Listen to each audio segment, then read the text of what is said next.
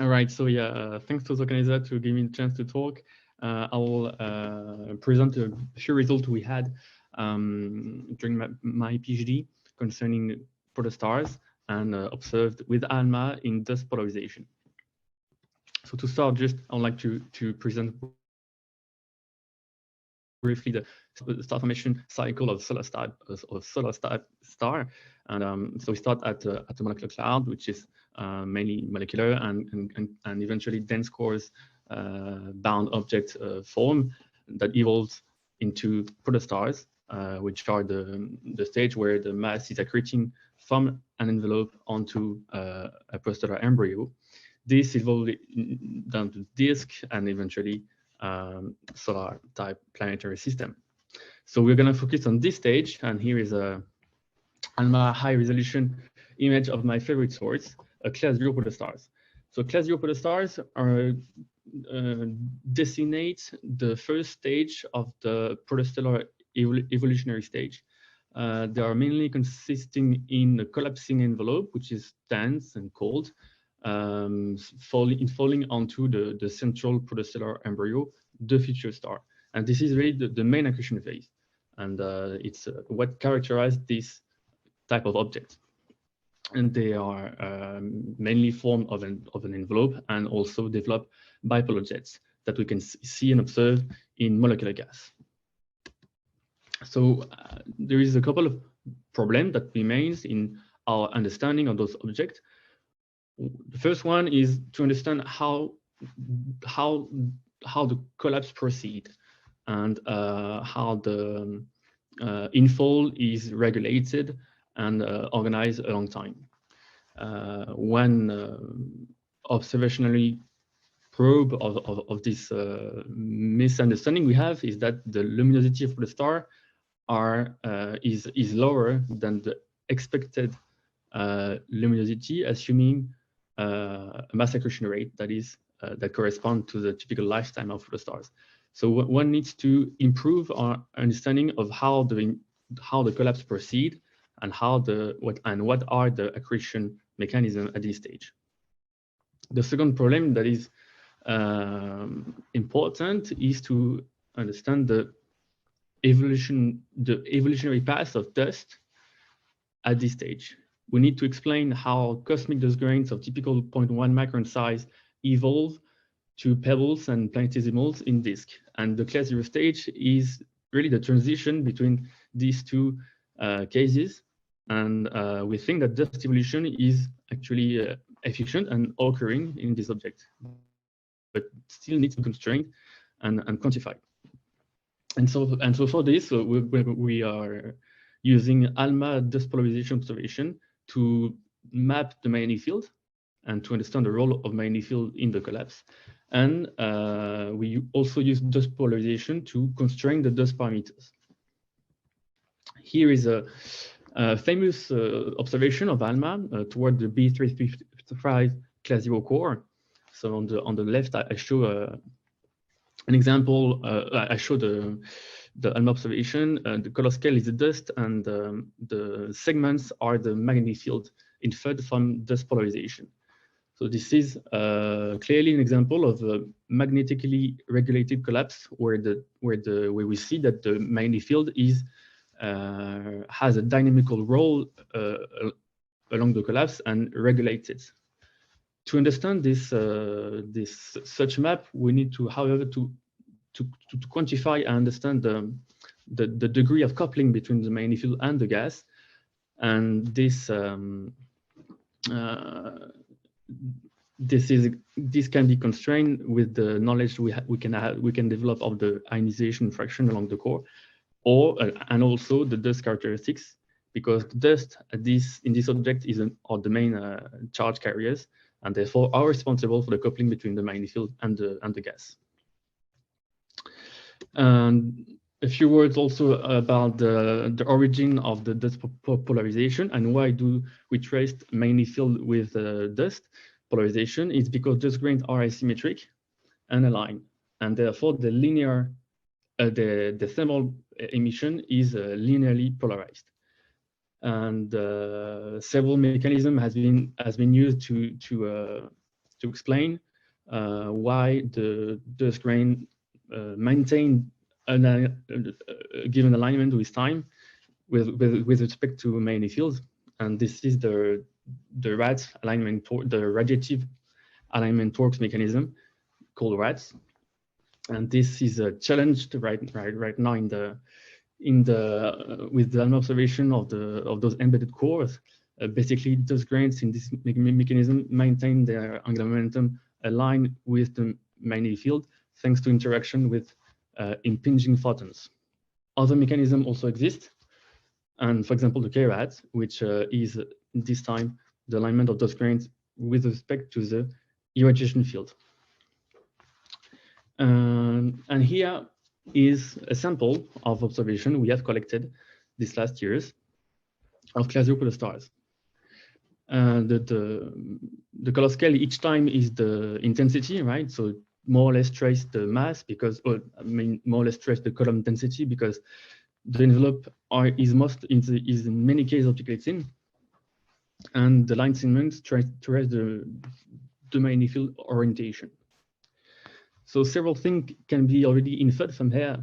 In many cases, the magnetic field is oriented and organized along outflow cavity walls that are shown here, thanks to the CO molecular gas tracing the outflow.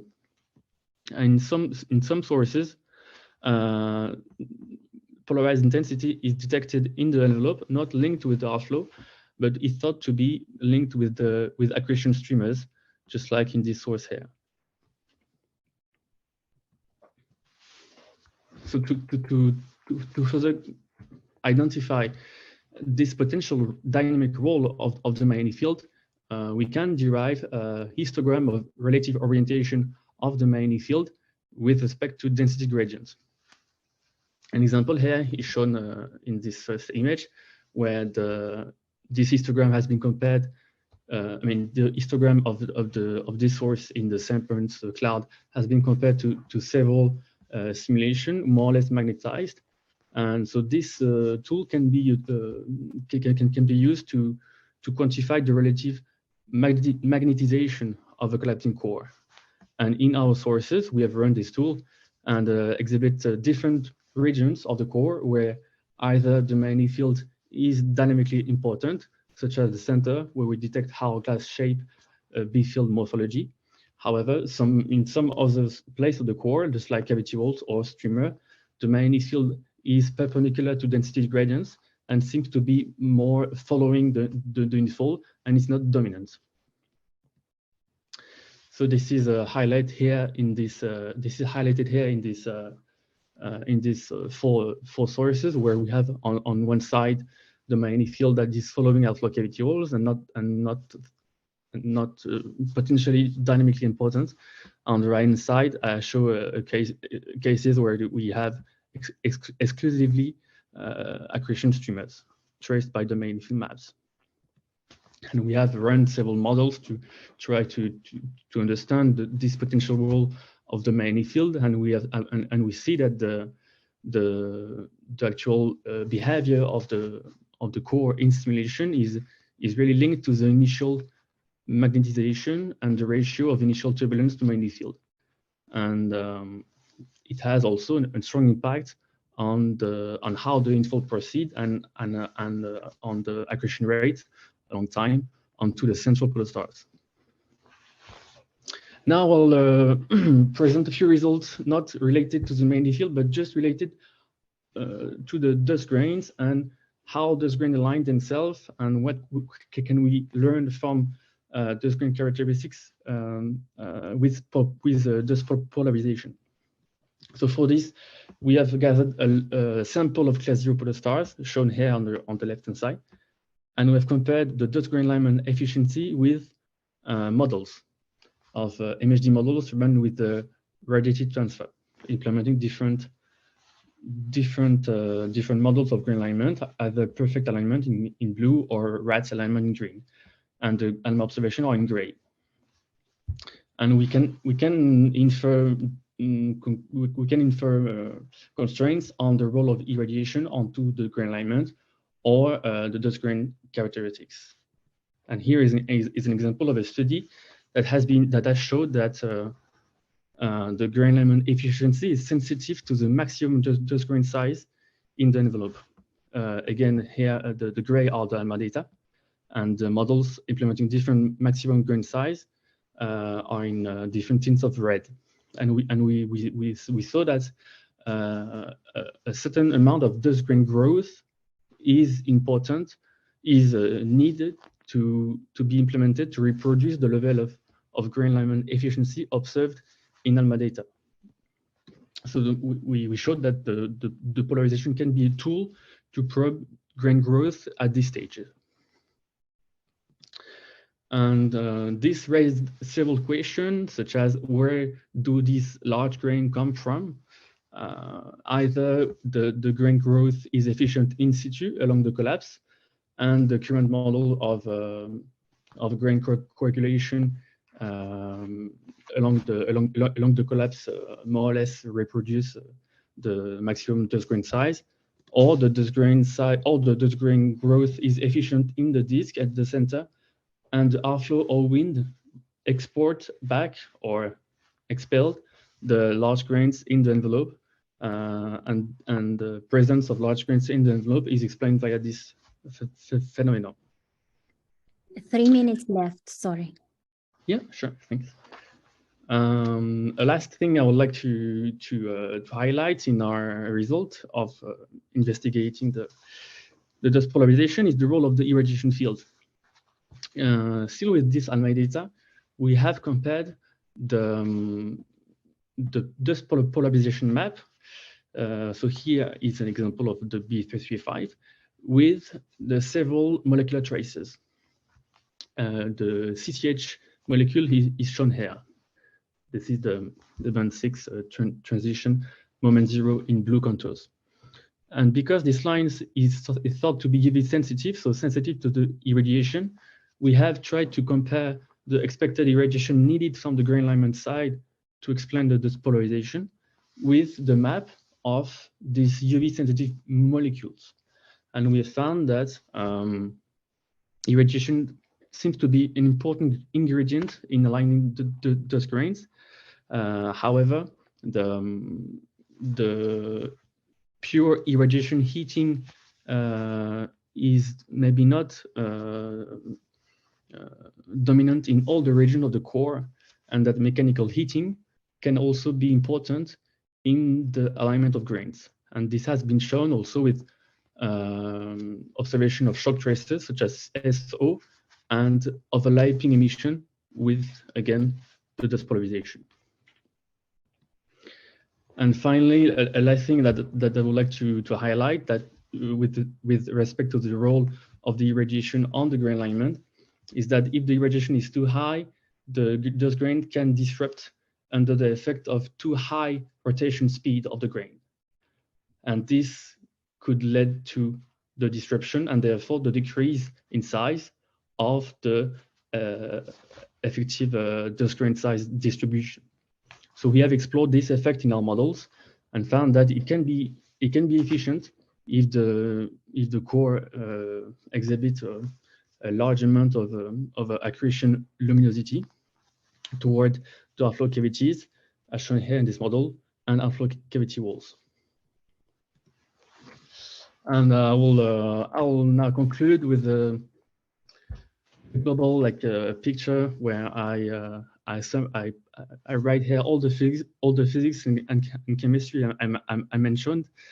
So we in this class 0 course with ALMA, we can observe a lot of things, a lot of physics, the evolution of dust grains, how do the Maini field regulate and impact the collapse and the accretion, what is the alignment mechanism occurring in the strongly irradiated places in the core, such as the airflow cavity walls, and what's the role of the accretion streamers seen along the envelope in the global inflow of the core.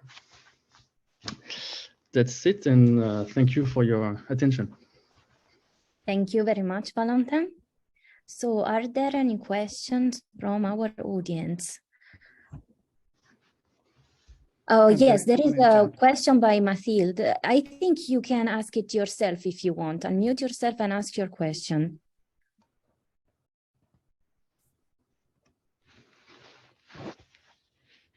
Okay, so I will read the question. She says, do you see any trend between how the magnetic field is organized and the properties of the different protostars you investigated, age or mass or any other parameter? That's something we are, I mean, yeah, that is something we are trying to do right now, I would say. The reason is that those observations are expensive in time, and we just, until recently, in the archive, it just was like less than 10 observations, less than 10 sources that exhibit a clear detection of magnetic field in the envelope. And so that statistics were not possible to make beforehand. But right now, like surveys are observed, surveys of protostar in Orion, Perseus, etc. So we are trying to look at this as such trend if we are able to quantify indeed the level of organization of the magnetic field with respect to indicators of the accretion or mass or age indeed. Yeah, that's just ongoing work. She says thank you for this answer. And I have a, okay, so first, Luca, you can ask your question, please. Oh, if you want, you can go ahead. It's, no, go. Right.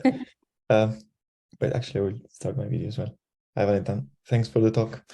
So I was wondering how so everything, maybe I missed, but everything you're seeing here is projected on the plane of the sky, right? So also the kind of the magnetic fields that then you infer from the dust, polarization, emission, and so forth, then it's all projected. And I was wondering how important an effect it could actually have, the fact that the projection might be well, that you might use the projection. So of course, this will then change the way that you see along each line of sight, this kind of, well, the way you place on your image, this little, usually, right, this little line that traced magnetic fields, then this is, as far as I understand, the projection along an integration along the line of sight. So I was wondering if this would have a big impact and highlight kind of the complex structures of the envelopes, or it's just a secondary effect? No, that's actually a strong effect. We see that when we compare maps with models. Here is for example a picture of a model. Actually, it's not that governed by the average line of sight orientation of the magnetic field. It's just that because there is many different components in the line of sight, that anyway you average a lot the signal because the envelope is made of several accretion structure, and each structure has its own magnetic field. So on the core, at a given line of sight in the envelope, you end up having a lot of components with a lot of different projection angles, and therefore it's all pretty mixed, and the apparent polarization fraction that is resulting out of it is quite an average, and it's quite mixed with everything. And also wanted to add that in all the cores we do detect clearly the R flow, which means that they are not pole-on sources, because we see redshifted and blue shifted, so they're all between like 30 and 70 degrees of inclination, and so we span quite a large range of actual magnetic field angles with respect to line of sight. Yeah. Okay, thanks. So maybe I will ask my very quick question, stupid question. If I understood correctly, you used 4 sources for this study, correct? No, I mean, Here's an example of 6. Okay, but how many sources in your sample? Right, maybe I'll take this example here where we really compare models to a lot of observation. In 2020, it was all the observation that has been observed so far, and it was like 12. Yeah, it was maybe 12 observation. Okay, because my answer was, do you plan to extend this sample somehow to make a statistical study of these properties or not? So it was actually this paper in 2020 was actually the first statistical study of the discrete polarization properties in class zeros for the stars, and we managed to get some trends and to get some results like concerning grain size and irradiation properties. However, as I just said to Marta, to Mathilde, sorry, the current new observation, upcoming ones, will be the focus of more the role of the magnetic field, but this will be also taken under the angle of statistics. But not sure that the focus right now is on the discrete properties, but more on the actual dynamical role of the magnetic field during the collapse. Okay, perfect. Thank you very much. Thank you for your talk. And I think we can move now to our